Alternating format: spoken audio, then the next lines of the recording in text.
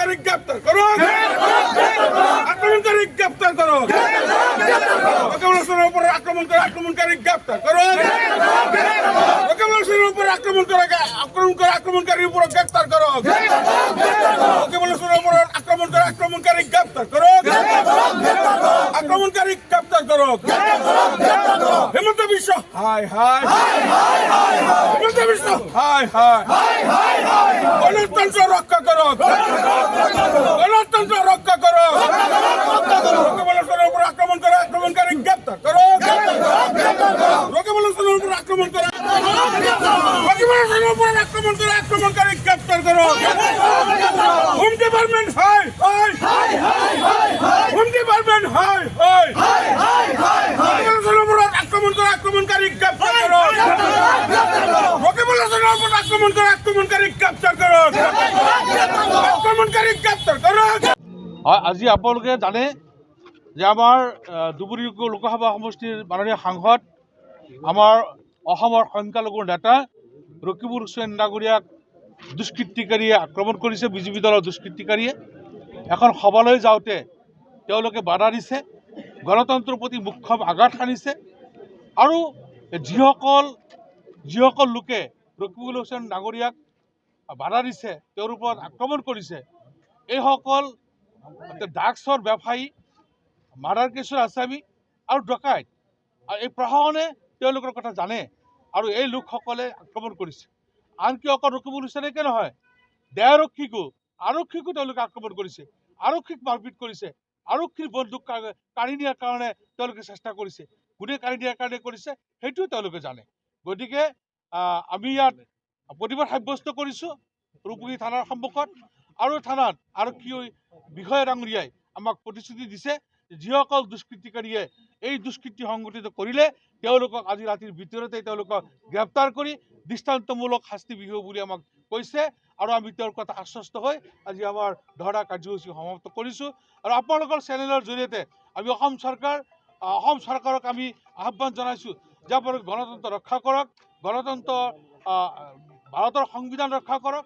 এজন সাংসদৰ ওপৰত, আৰক্ষীৰ ওপৰত যদি আক্ৰমণ চলে আৰু তাত যদি বিচাৰ নহয়, তেনেহ'লে সাধাৰণ মানুহৰ নিৰাপত্তা ক'ত পাব সেইটো এটা প্ৰশ্ন হৈ পৰিছে।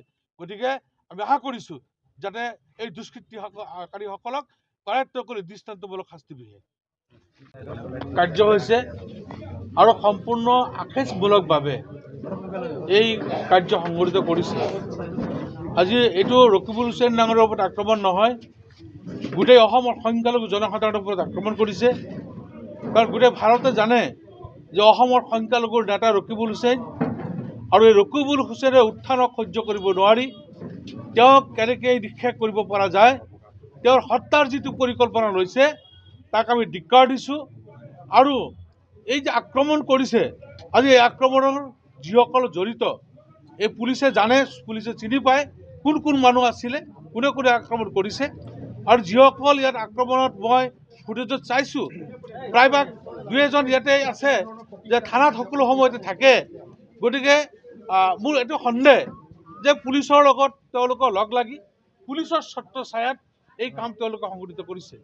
গতিকে মই আজি আপোনালোকৰ চেনেলৰ জৰিয়তে আমাৰ প্ৰশাসনক মই অনুৰোধ জনাম যে যিসকল দুষ্কৃতিকাৰী এই কাৰ্য সংঘটিত কৰিলে আজি ৰাতিৰ ভিতৰত তেওঁলোকক কৰায়ত্ব কৰি দৃষ্টান্তমূলকভাৱে শাস্তি প্ৰদান কৰিব লাগে। নহ'লে নিশ্চিতভাৱে পূৰ্ব পৰিকল্পিত আছিল, আৰু পূৰ্ব পৰিকল্পিত নাথাকিলে কোলা কাপোৰেৰে মুখ ঢাকি, গামোচাৰে মুখ বান্ধি, আপোনাৰ মাস্ক লগাই যাতে কোনেও চিনি নাপায়। আৰু অলপ সময় আগতে যেতিয়া এই কাৰ্য সংঘটিত হৈছিলে তাৰ প্ৰায় 2 ঘণ্টা আগত নতুন বজাৰৰ এটা হোটেলত এজন মানুহে সেইসকলক খুৱাইছিলে।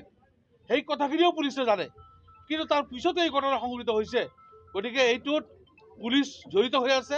গতিকে মই আমাৰ অসম চৰকাৰক মই অনুৰোধ জনাম যে এইটো এটা দৃষ্টান্তমূলক শাস্তি বিহিব লাগে। এজন সাংসদৰ ওপৰত আক্ৰমণ কৰাই নহয়, এইটো আইনৰ ওপৰত আক্ৰমণ কৰিছে, সংবিধানৰ ওপৰত আক্ৰমণ কৰিছে। আমাৰ ৰকিবুল হুছেইন ডাঙৰীয়াই অসমৰ সংখ্যালঘু নেতা, আৰু সংখ্যালঘুসকলক নিক্ষেপ কৰাৰ কাৰণে ৰকিবুল হুছেইনক আপোনাৰ হত্যা কৰাৰ পৰিকল্পনা কৰিছে। গতিকে আমি আজি ৰাতিটোলৈকে চাম, ৰাতিৰ ভিতৰত যদি এই দুষ্কৃতিবাদীসকলক কৰায়ত্ব কৰা নহয়, তেতিয়াহ'লে কালিৰ পৰা আমাৰ আইনগতভাৱে আমি গণতান্ত্ৰিক পদ্ধতিৰে আমাৰ আন্দোলন আমি লৈ যাম। এই ৰাজ্য চৰকাৰ থকাৰ পিছতো এজন নিৰ্বাচিত সাংসদে যদি দেশখনত বা ৰাজ্যখনত যদি তেওঁলোকে শান্তিপূৰ্ণভাৱে থাকিব নোৱাৰে বা শান্তিপূৰ্ণভাৱে মুক্তভাৱে চলন প্ৰেৰণ কৰিব নোৱাৰে, শান্তিপূৰ্ণভাৱে সাংসদজনে তেখেতে এটা মিটিঙত এটেণ্ড কৰিব গৈ আছিলে, তাৰ পিছতো যদি এনেকুৱা ধৰণৰ ঘটনা হয়, এই ৰাজ্যখনত গণতন্ত্ৰ ব্যৱস্থাপনা আছেনে নাই, অসমৰ ৰাইজে ইয়াৰ বিচাৰ বিবেচনা কৰা উচিত। আৰু অসমৰ ৰাইজে এই ঘটনাৰ পৰা বুজি পাইছে। গতিকে পুনৰাই মই অসম চৰকাৰক অনুৰোধ জনাইছোঁ, অসমৰ পুলিচ প্ৰশাসনক অনুৰোধ জনাইছোঁ, DGP মহোদয়ক অনুৰোধ জনাইছোঁ, ইয়াৰ বিষয়ত ক্ষিপ্ৰতাৰে আপোনালোকে তদন্ত কৰি যিসকল কালপিত ইয়াৰ লগত জড়িত আছে তেওঁলোকক অতি সোনকালে বিহিত ব্যৱস্থা কৰে যেন।